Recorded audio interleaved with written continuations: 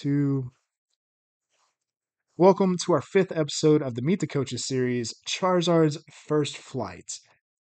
I am your host, Caleb the C Gull Gulley, and featured in today's video is none other than our most official, a fellow caster of ours, and the rivalry partner of the Wash, and obviously is the coach of the Charlotte Charizards, Jakob Jookeb Rich. Jakob, glad to be doing this with you. How you feeling, man? I'm doing great today. I'm also glad to be here. Just kind of chilling on this Saturday, ready to get started with the interview. All right. Well, hey, with that, we'll just dive right into it. So let's talk a little bit about how you got started with Pokemon. What were your first experience like? We're talking like games, TV shows, trading card games. Just walk me through what got you started with Pokemon. All right. Well, I mean, I'd say I was kind of, pretty much like any other kid growing up with in the age of Pokemon. I had some friends who showed me at the time it was Fire Red and Leaf Green. And I really knew that I wanted to play it because it looked cool. It looked interesting, something you don't really see often, I guess. And I also had seen some of the show at the time, like the original show. Oh And that yeah, was, it's something pretty interesting to watch, especially when you're a kid and it's like, ooh, a bunch of flashing lights and colorful monsters. sure. Sign me up, right? Exactly. So, I knew I wanted to play it for sure, or play those games for sure. And after enough begging of my parents, they finally caved. And then that year during Christmas time, they got me both Ruby and Sapphire and a Game Boy Advance. Dang, I was it's a so good beyond Christmas. ecstatic. It was a really great Christmas. I was so happy. And I also went through a couple of phases of collecting Pokemon cards. When I started out as a kid, I didn't even know there was a game attached to it. It All was right. just, these are cool little cards. Some of them have sparkles. That's nice. And then I guess I went through like a Logan Paul phase where, they're collectibles and there's some value behind them, but Yeah, they also look cool. So yeah. I'd say that's where I got started. A little bit of everything, man. I mean, Ruby and Sapphire for your first Christmas on that's hands down the best deal. Link cords, obviously, maybe necessary if you had two GBAs at the time, but all in Mhm. all, I mean, that's a great way to start Pokemon, if you ask me. A little bit of everything, get involved with it all. Yeah. So, Great gen too. So, yeah, I mean, it's my favorite gen. So we got that in common, at least starting off in the same yup. place. So, Shout out to the Wingles. yeah, that's right. That's where the name came from. Yup. So, Jacob, you and I met. We met through the Pokemon Draft League. And when Yep. I was first told about, hey, this guy's coming into the league, like, here's a little bit about him, I found out you were big into fighting games like Street Fighter, things like that. Uh, are there any like similarities in how you approach playing games like that versus maybe how you prepare for Pokemon Draft League?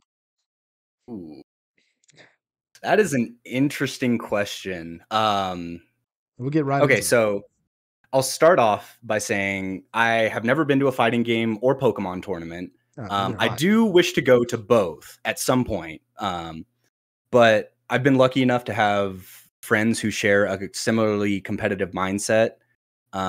Like back in high school, I had friends that we would every now and then we would do Smash tournaments. And it wasn't really, for prizes or anything. It was more so we were kind of bored. Let's do Yeah, this. And then it eventually just kind of turned into, there was a little bit of pride behind it, I guess. So you got to figure out who's the yeah. best. And Obviously, that's um, bragging rights. exactly. Yeah. But it's actually funny that you asked the question that way because I've kind of found some things in the draft league that I want to move to fighting games. Oh, okay. Like I've kind of realized that I really value doing some prep and like squeezing out as much information out of like a Pokemon team or a Yeah. specific player, like what their tendencies might be. I really like to understand what they do before I go into something. It makes me feel a lot more confident about my odds, I guess. Yeah. Um, but to kind of actually answer your question, No, you good. um, I'd say during my like time of grinding fighting games and stuff like that, I realized that after you get beaten enough, you kind of have to change how you're looking at things, and it's hard to do, but it is also very rewarding to stick it out and realize you've gotten better at something that you've actually committed your time to. Yeah. Um, and I kind of don't want to say that because of something like that, like I have the thickest skin in the draft league or anything, but I want to say that I'm, up there, maybe like top 3 or top 5 or something. Yeah. Uh, you know, maybe case in point, our week 3 match with the old Garganackle versus Arboliva singles fight. Yeah, I was about to go off, lose my mind in that, and you're over here like, I'm locked in. We're gonna go to Yep. 173,000 turns if we have to, Yep. and to being like barely less than 100. And I was like, should we just FF this game, just move on to game 3? And you're like, no, we're Nope. staying right here. I was ready. Yeah, I you was were ready. ready. Yeah, so it's mental fortitude, being a big thing. And I think you touched on something that's really important to me is like familiarity with the draft league. Yeah. So and like familiarity with the Pokemon. I think that's something that we can probably both agree on. Uh, being something important with how you build teams and maybe success within the draft league. Yeah. I mean, that's been always kind of been my thoughts. So let's talk a little bit more about the draft league here. You first joined us in season 5. We've already Mhm. been playing 4 seasons up to that point, and you were our first expansion team. So you get to have that little title, which is kind of cool. So just talk to me a little bit about what it was like coming into the league. What were some of the biggest obstacles you faced, or maybe some learning curves? Well, um, this one kind of sucks to say out loud, and I'm sure you already know what it is. Uh, So, who knows? but I'd say my biggest obstacle was kind of myself for the beginning. I didn't really have a ton of knowledge on competitive Pokemon. I didn't really know what EVs were, how important EVs and IVs were. Like I for my first season, I did not put any EVs on Pokemon. Oh, yeah, It was rough. yeah. Um, I definitely should have just asked for help sooner. But I still am stubborn. There's nothing wrong with being Um, stubborn. So I mean, trying to figure out. exactly. You're And just trying to figure it out on your own. So yeah, I definitely was. But I mean, you guys have helped me a lot. It's definitely come a long way. It's a lot better than it was. But yeah, I got in my own way quite a bit there. I mean, hey, it's first time doing this. You're not sure what was going on season 5. We didn't really say, hey, this is how we do the draft league. So Yeah. we kind of just threw you out there and like, hey, good luck. But kind of following up on Mhm. that previous question, kind of look at some of the positives from that first season you were in the league. Uh, what went smoother than expected? I mean, surely there was some stuff that did. Oh yeah. Immediately after the season ended, when I brought up to you guys that I had never put EVs on my Pokemon, I thought for sure I was going to get kicked out of the league right Oh, then. And then you guys were like, "No, it's okay. yeah, Still here." yeah, So still obviously it here. worked out. Yeah, no, it has worked out. I mean, we've come, season 10, we just wrapped that up a couple months ago. Mhm. But I mean, like talking about your journey is kind of leads right into it. We saw your first playoff victory in season 7. And following up that season, you put up a double-digit point total in season 8 and another playoff series win. Season 9, you finished with a with good gracious, I'm about to butcher all this. Season 9, you finished finished in first place, winning the regular season title. And this past season, you posted another double-digit point total for season 10.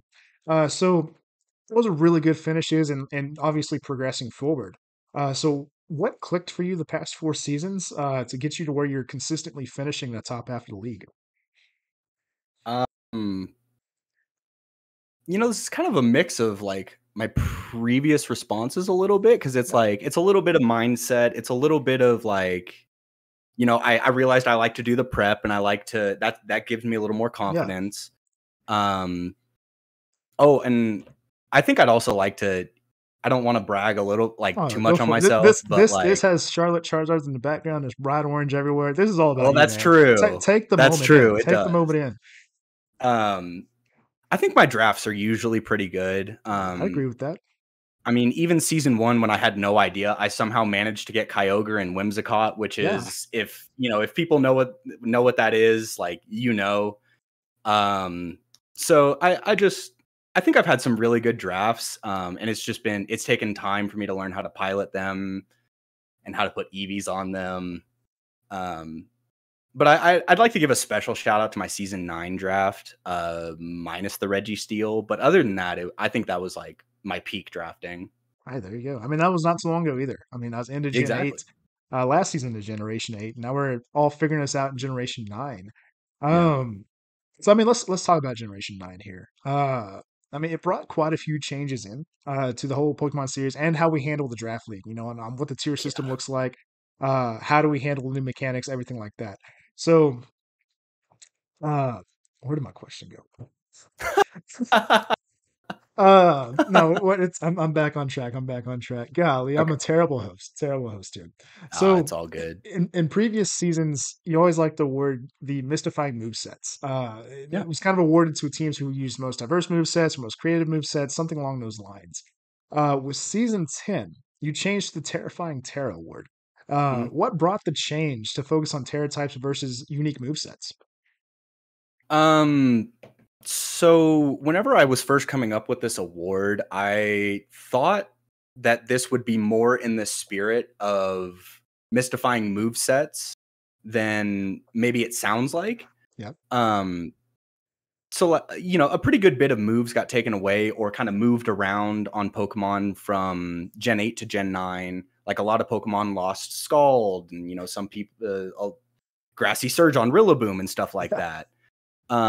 So I just kind of thought it might be a little better to place the emphasis on a mechanic that is very integral to the game. I mean, you only get to use it once a battle.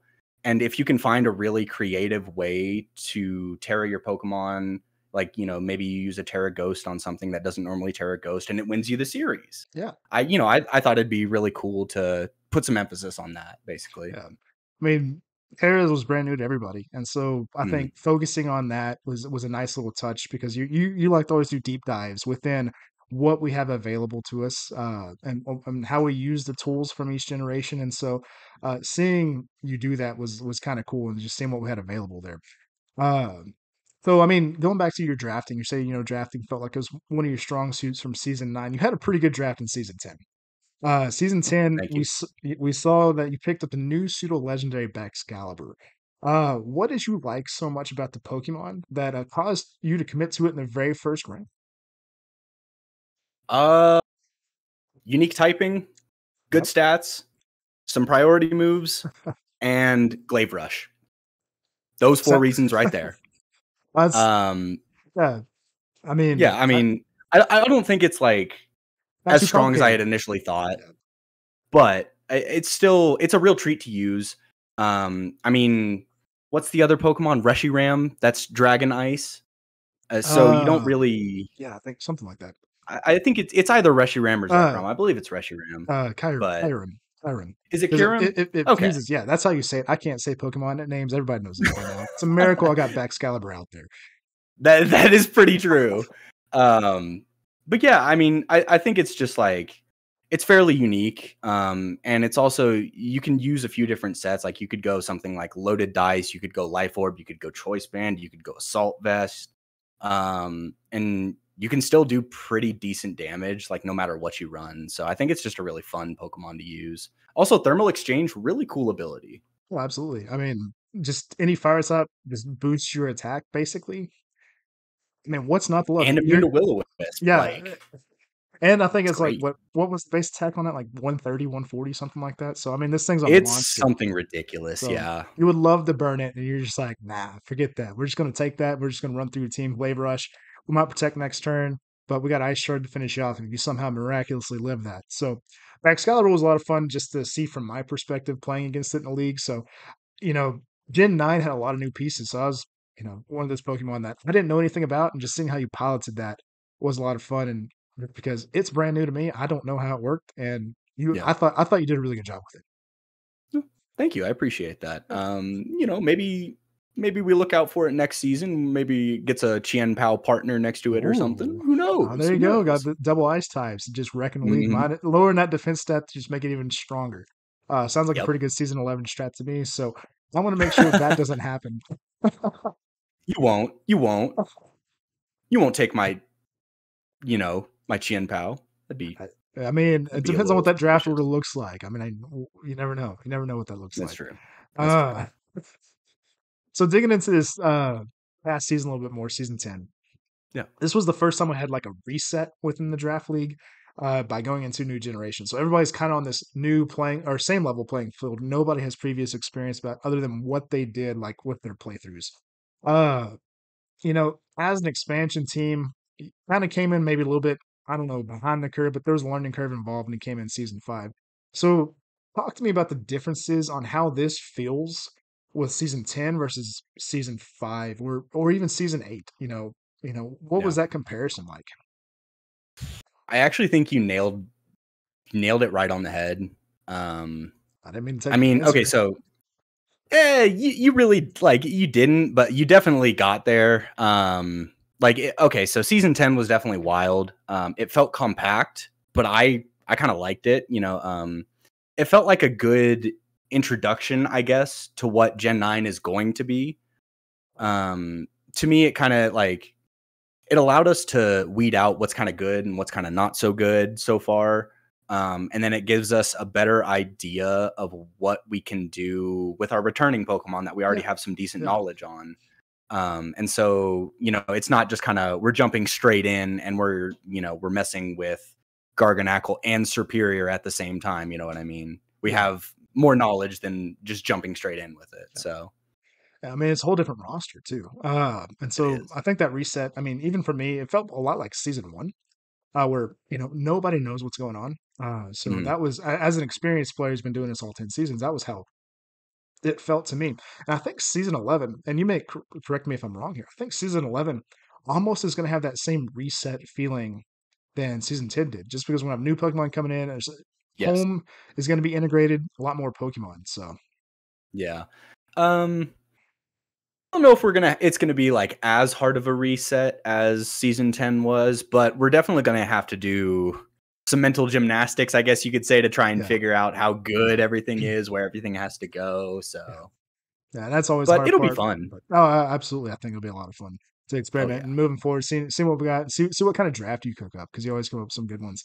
But Thank we'll you. talk. Yeah, you're welcome. You're welcome. So, talking about the end of season 10, the conclusion of it, you were awarded Parker's Meal Muncher Award. The award was given to the team that ate the most hits, meaning you had some pretty tough EV spreads to take the damage and then just dish it right back. Uh, would you say EV spreads have become a strength of yours in the draft league, or are there other skills you might consider to be your strengths? Good question.